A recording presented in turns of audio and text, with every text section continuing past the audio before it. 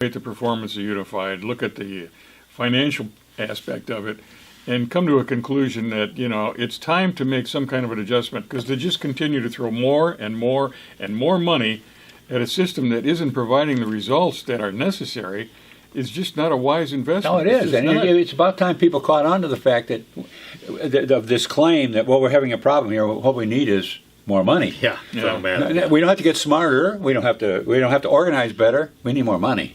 Hey, if you got enough money, you can live stupid. Yeah, exactly. How many times have we seen that? Yeah.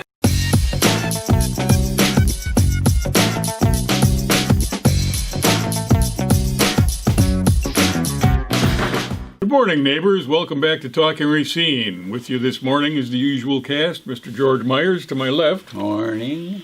Mr. Jim Spodek, our producer, to my right. I'm Dr. Ken Jorgen, and this is the What the Hell Happened to That episode. We got three subjects we want to discuss this morning. They are COVID-19 and the laboratory that was built down in the annex near City Hall there, Bell TV, the old Car 25, and Unified School District. So first we're going to hit the COVID-19 test lab. As you recall, we covered it a little bit, and it was in the Journal Times, in fact. Corey Mason's brother, who is a professor, I believe, over at Cornell University, received a $250,000 grant, that's $250,000, to come in and try and develop a testing procedure for COVID-19, which is supposed to be rapid fire, happen quickly, accurately, so on and so forth. Well, not totally accurately, but very, very good accuracy, and it was put into the basement of the City Hall Annex, which was formerly occupied by Toys for Tots. And our question is, where the hell did that go? Where'd it go? I mean, it's apparently not there anymore. Here, I want to show what $250,000 buys.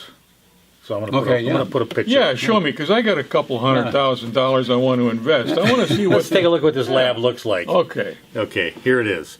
So you can see, here's a couple pictures, but where's $250,000? And we're talking apparently there was 10,000 tests that they were going to do with this $250,000. That was a grant from Cornell. That was the goal, yeah. That was the goal. So was it really accomplished?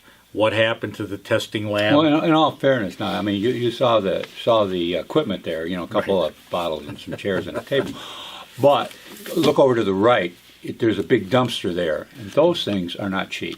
Exactly, George. You're thinking that's where the bulk of the money is? Well, I'm just saying, we should go dumpster diving. There was some money. Yeah, there's some money. There's $250,000 in that dumpster. But I think what happened was, I think there's been some concern from maybe, I don't know. Some safety concerns. Safety concerns, and I think those were brought up to the city, and all of a sudden this lab has disappeared. And I think that's maybe part of it. And there was an article in Empower Wisconsin that came out and very critical of the city of Racine and their facility and how it was tested, talking about ventilation and what if something gets loose in this building. And of course everybody's protected. Well, you had the water department there. You had a lot of city employees in there.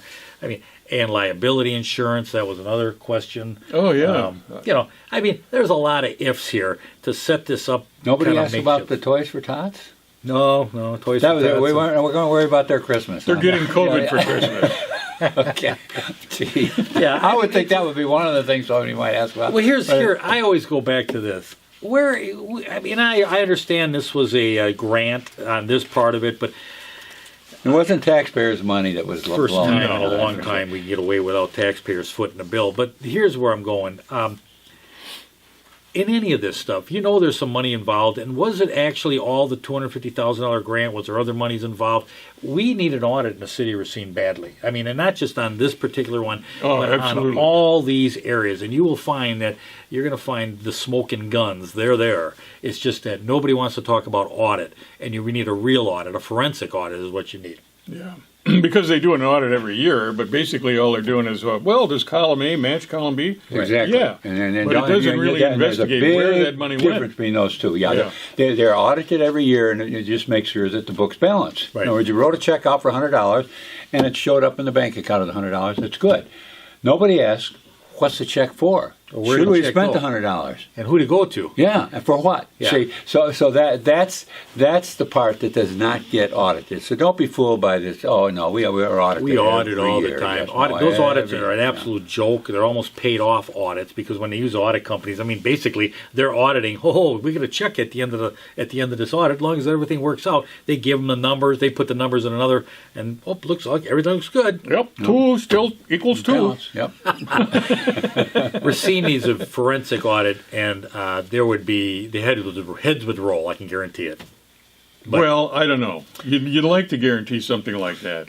Well, Heads, numbers don't heads lie. should roll. But they should roll. In But- this Empower Wisconsin article, it says, they were going to test the virus, and then they said, well, the virus, there's not a problem here. We heat when we kill the virus. Well, they said, well, the virus is alive. You still have a live virus here, and you saw the laboratory. I mean, Yeah, they said they weren't working with live virus, but it had to be live when they collected it, and Yeah. so there's a protocol that you go through. And the whole well, thing here's was what bizarre. somebody said. So they aren't working with the live virus; they're just collecting samples and heating them to kill the live virus. Right. Even accepting such an absurd statement, there is no published guideline for that treatment killing the virus. So there was some real questions. I think it's great that somebody took the initiative to develop an inexpensive, effective means of testing. But did that happen? And who benefits? I mean, all right, let's say they develop this and they use employees of the city or citizens, and let's just say they do develop it. Who benefits? Is the city of Racine going to benefit from this, or is it someone who put this together? Who benefits? There's money at the end of the rainbow here. Well, yeah. I mean, if the initial 10,000 tests proved to be an efficacious way of looking for this virus, looking for infections in people, then there probably would be a lot more than 10,000 that would be authorized by somebody, and that's probably where the taxpayer money would come in. Right. Right. Well, that'd be a very that would be valuable the- thing, and that would be the that source. to accomplish what they were trying to do. They were trying to get a speedy test, right? Right. Is that my Yeah. understanding of it? So, in other words, if they've succeeded in doing that, it would be like a feather in Racine's cap, almost. Hey, this Well, is developed. does Racine This benefit is from it? developed in the bowels of the City Hall Annex. Well, anyway, I don't think we'll have to worry about it. We've become internationally famous. Okay, moving on. Bell TV. Remember old Car 25? You used to be able to see the. Did you get the unified menu off Car 25? I remember you had they had program. another channel. That was Well, it another was a different channel. channel. Yeah, it was Okay, like but- 26 or 27. It was close by there, but it was. But there was all kinds of community produced. It was a fun media. channel. Yeah. You could tune in there and you could see maybe somebody you know. I tell you, you go back far enough, and the softball games were played on there. Right. We'd be out playing city softball, and there'd be a cameraman there, and there'd be an announcer there, and you'd hear your name say, "Okay, Myers is up to bat now," and then you just put in a Car 25, and you say, "Hey, That'd be way back. move back, The move back." catcher would stand up move and back, go like Ernie that, Banks. Yeah. Get back by the fence. He's going to tag one here. But, No, it was there was fun. also the city council meetings were broadcast, and Oh, and when those started getting broadcast, they came a little later. That was really important. People started watching that. Yep. That was the main thing, and they were. I tell you what, those council, they played that every morning. They'd just be on Tuesdays, but every other Tuesday. But then every morning, They had a repeat of yeah, it. they replayed it, and they played it early in the afternoon too. So it would get played twice a day. Those city council. So meetings. people would be more engaged in their community by able to watch that broadcast and kind of see what was going on, know who their aldermen were, what are some of the issues that were coming up in the city, how money was being spent. I mean, it made sense. and particularly now when the meetings are virtual. You can't even go down and watch a council meeting if you want to. If It's there's the some perfect particular storm issue you're to interested in. take over a city. This has been the perfect storm. Oh, there's just For been somebody that wants, Ooh, wants secrecy in government, Yep. this is great. Yeah. Car 25 for the equipment that just happened to go bad, and we couldn't raise the money, and then we got the money, but we still haven't figured out how we're going to spend it. It's very complicated to get those things going. Well, over $100,000 has been authorized. I know, And- but it's very complicated. How do you get it there? $100,000. No. And wait a minute, and you make it sound simple. And who do they give it to? I mean, there was a fellow by the name of Chase Hendricks who had been on the Cable Commission before. Sharp guy, understands the technology. You're familiar with him. I know you worked with him.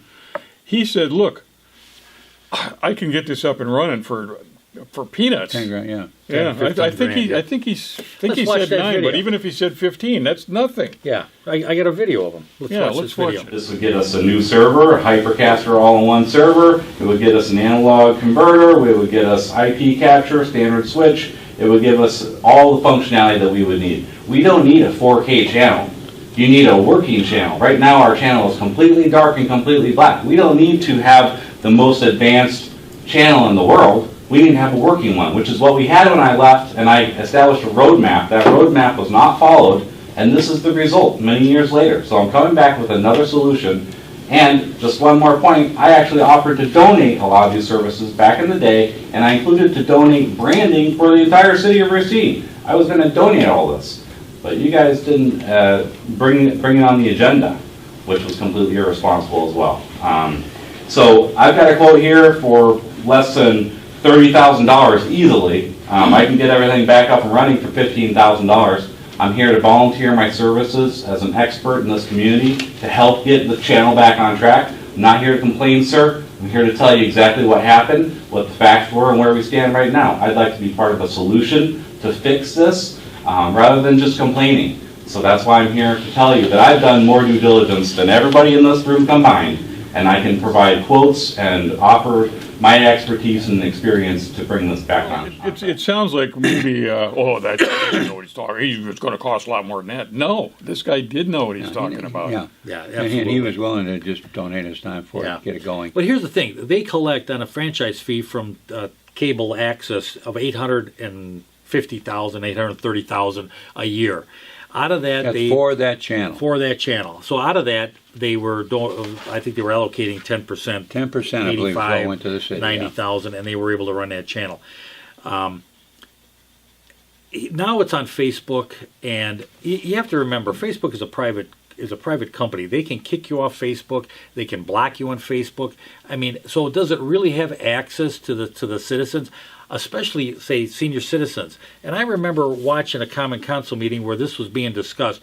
And he said, well, they're going to have to just get up and get on board with this and understand the new technology. And I remember that was Natalia Taft. And I Right. thought, you know what? You really are not representing your district. You're not representing the citizens of Racine, all the citizens. You have a personal agenda. And that was to really put the secrecy into government. And that's what they've done. And it really is a secret government now. We do have that at City Hall. It really is. And listen, these cable channels are nothing to sneer at. They're very valuable. Absolutely. And we have one specially for Racine, and everybody that has cable chips in something on it. It comes out of your cable bill. So it doesn't cost the taxpayers anything. And the thing is there's something, it's like having a fast, nice running car in your garage and never driving it. You know, you say, well, why do you have it in the car? Why do you have it in the garage? Yeah, well, I've got to get a gas cap for it. And it's complicated. about on that I had level, a special order to this car. Well, no, wait a second. We got that cable station. We got the money to run it. It should just be used and treated the way it's supposed to be treated, and It's part have of our fun with it. community, right. You want, we So spend all this stuff a money. rag in the filler pipe and drive. we have all this promotion that we spend for RCEDC and other places. Car 25 could be such a promotion piece. I mean, if they went in like Scott Nelson wanted to do, go in and start covering all the sports at the schools, and when they have a special event like a operetta or something like that, or with a band concert or something like that. 4th of July parade, the prom, Yeah. I mean, it did all of there's that. so And, many things it's you just could do. there's such a robbery of the community, of the spirit of a community, that's been taken away. Talking Racine could be on there. Well, maybe not. Will they allow us? But here's the thing.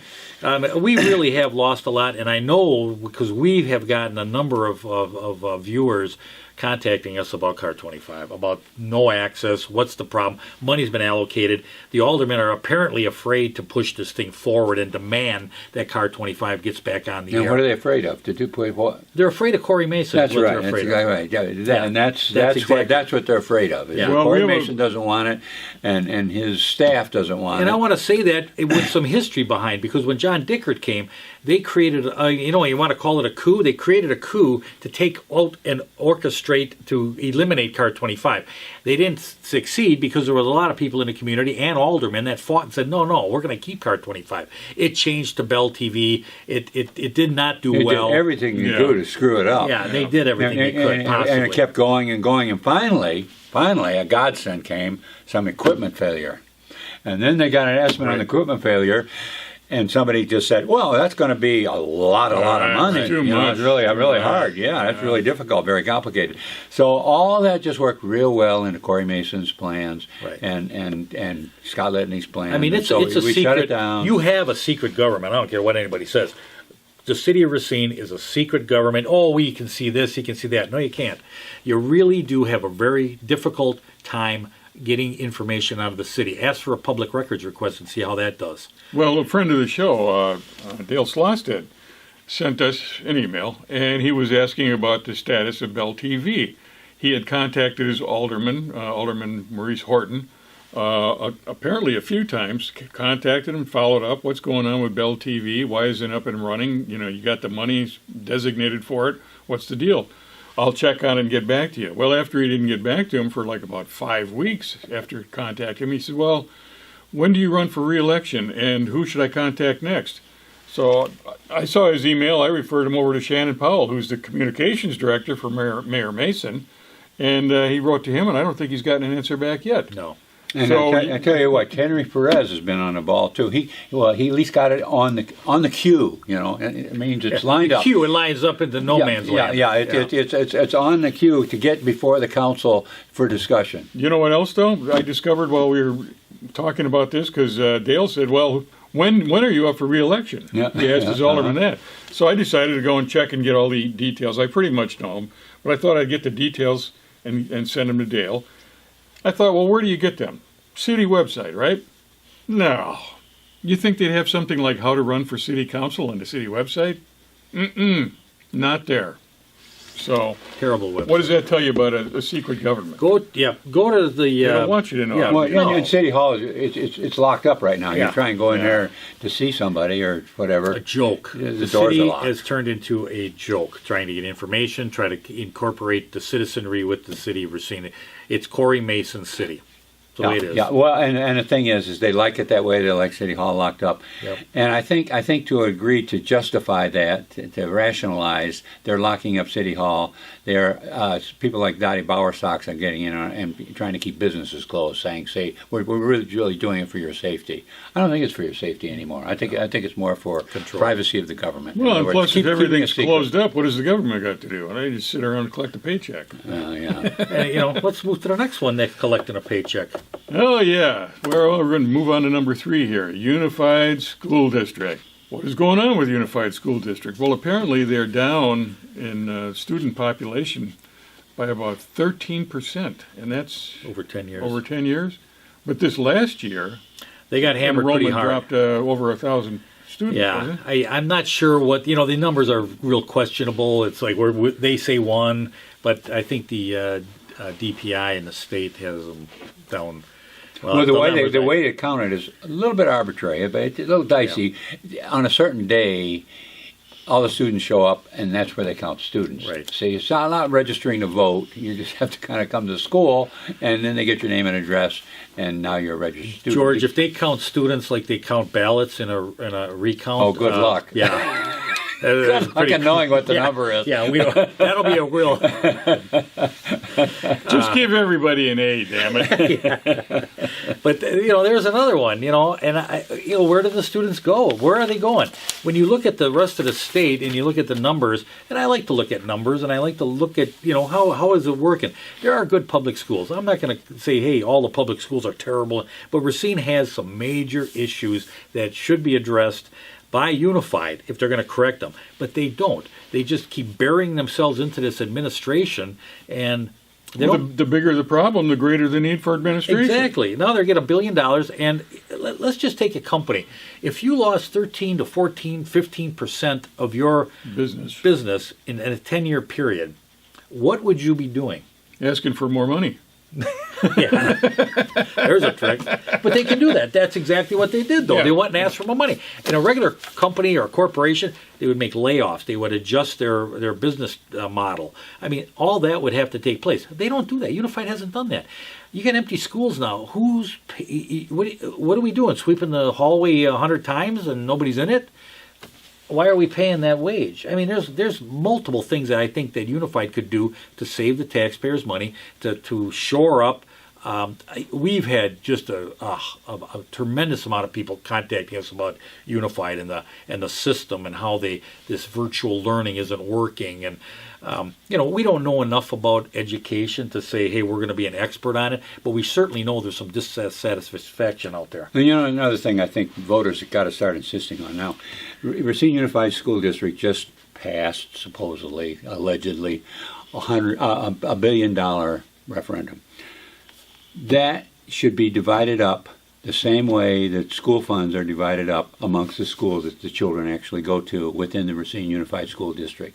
So if these children, if there's 1,000 or 2,000, whatever you want to count it, are going into some of these private schools or voucher schools, then some of that referendum money should follow them there, so that those schools can also use the money to improve the things. Right now, Unified does it allegedly because they're going to do $1 billion in building. Now that's a total joke. There's no way they're going to spend that $1 billion in new schools like they claim they're going to be doing. A lot of it's going to go to. You think there'll be some emergency needs? They're going to run a problem with their retirement system and various things like that. Right. So and a lot of money is going to go there, and we've seen that in other districts. So up in Milwaukee, the same type of thing happened. But the point I'm saying is that if they manage to get the ruling through, they shouldn't. They should lose that because that's what we've got on appeal. We've got a case we're taking up to the appellate court now. Because we know that the count was done badly and that we actually won. Now, it wasn't by a lot of votes. We only lost by 5 votes, allegedly. We actually won by 14 votes. In other words, we can account for 19 changes. But the point is that if it does pass, and if they manage to work it through the courts, then that money that's going to Racine Unified, that $1 billion, that referendum money, percentage of it should follow the students wherever they go. In other words, if Unified starts to empty, let's suppose in 10 years they're down to half the student population because people are really abandoning it, and yet they're going to get all the referendum money? I don't think so. No, I think half that referendum money legislation. should be following those students. Yeah, I agree, but legislation would have to be changed to do that. And what of would have to course, be changed? The legislation would have to, because that's taxpayers' dollar. So is the money that goes to Unified now, Jim. Well, it's taxpayers' dollar. It does, but it's they can't take parochial schools or voucher schools cannot take taxpayers' dollars. They can only take the state dollars. They can't take the local municipality dollars. That's one of the things that you'd have to change some legislation on. Well, then we should be. I agree. You're talking about an ideal world. Yeah. No, I'm talking about a practical world. Well, I'm I talking agree. about. I'm not arguing with you, George. If Unified were to, let's suppose Unified were to close down. We're supposed to close it down in 5 years, Right. 10 years, because it's a flunk, and people like Caledonia wanted to do it. They were trying to get their students out. If Caledonia were to do that, then they should be able to take their percentage of that referendum. Totally agree. And go outside. So these vulture schools are working, and now I'm just going to throw some numbers out there that may not be correct, but they're roughly about $8,500 per student per year from the state.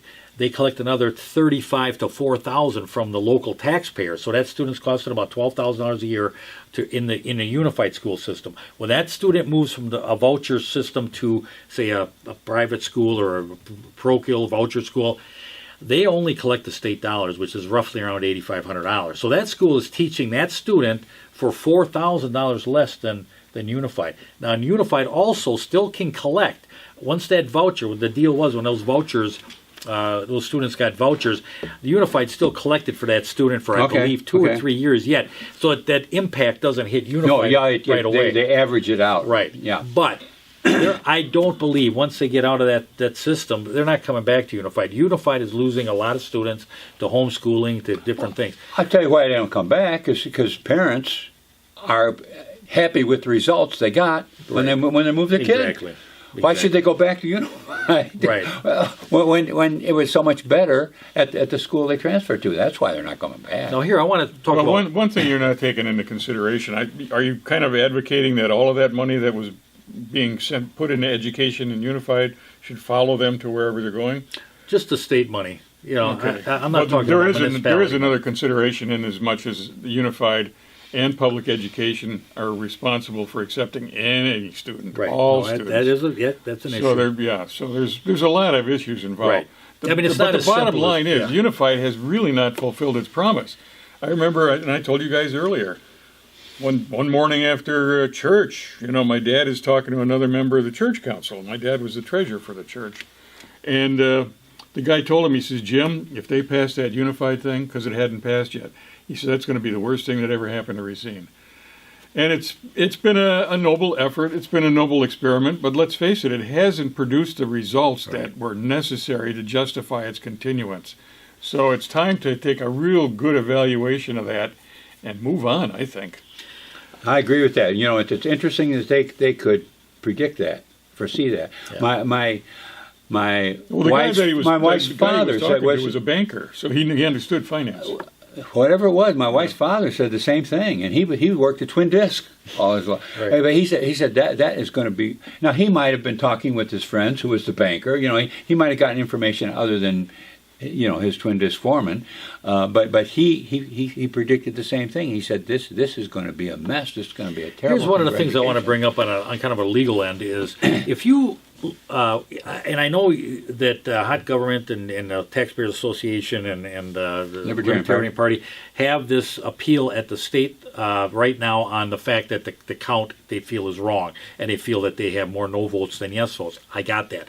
One of the other things that I think needs to be brought up, and possibly a lawsuit to Unified, this $1 billion is a real rub, me personally, but how do you indebt people today with $1 billion for 30 years? How do you indebt that person that isn't even born yet? When he gets to be 18 years old, he's going to fall under this taxing that's going to come in. And I don't believe that's legal. I don't believe that they Well, can it shouldn't indebt be legal, and people that that was are- never challenged. Right. And I don't Well, know if that's it can be challenged. That's the whole government. But you're absolutely right on that. That should have been that is so sinful. That's a funny word But I to mean, use. you're But indebting it's someone not who has right. nothing to say. Yeah, 30 years. In other words, that kid who's being born now, when he goes to work when he's 18, for next 12 years, he's going to be paying money that was He never allocated had a, before he never had a chance Yeah, to they never- allocate. I don't believe Well, that's you can legal. argue that he was a beneficiary because he got 12 years of public education. Well, maybe he so- didn't. But the fact is, I don't think that's legal. And I think that should be challenged on Unified. Guess what? There's probably I know- somebody's sweating in Unified right now. No Congress can pass laws that affect the next Congress. In other words, at the end of Exactly. every 2 years, all the laws that Congress passed come to an end. And the first act of the new Congress is to adopt those laws. That's the first thing they have to do. And they'll do that because otherwise there's no laws in existence Exactly. anymore. Because Right. no Congress can pass on and force the next Congress what to do. And the same thing should be with individuals. For people to indebt their progeny or other people's progeny, it is just not okay. Well, I think it's just time for a serious sit-down where people evaluate the performance of Unified, look at the financial aspect of it, and come to a conclusion that, it's time to make some kind of an adjustment, because to just continue to throw more and more and more money at a system that isn't providing the results that are necessary is just not a wise investment. No, it It's is, just and not. it's about time people caught on to the fact that of this claim that we're having a problem here. What we need is more money. Yeah, Yeah. so bad. We don't have to get smarter. We don't have to organize better. We need more money. Hey, if you got enough money, you can live stupid. Yeah, exactly. How you many get- times have we seen that? You keep doing that long enough, and you get something like Racine Unified School District. Exactly. Okay, guys, right. I think that's about it for this morning, huh? Yeah. Well, once again, thank you for being here. We hope you come back and see us next week, and tell your friends and neighbors, when you watch this, do a little share on the video there, and we'll see you next week.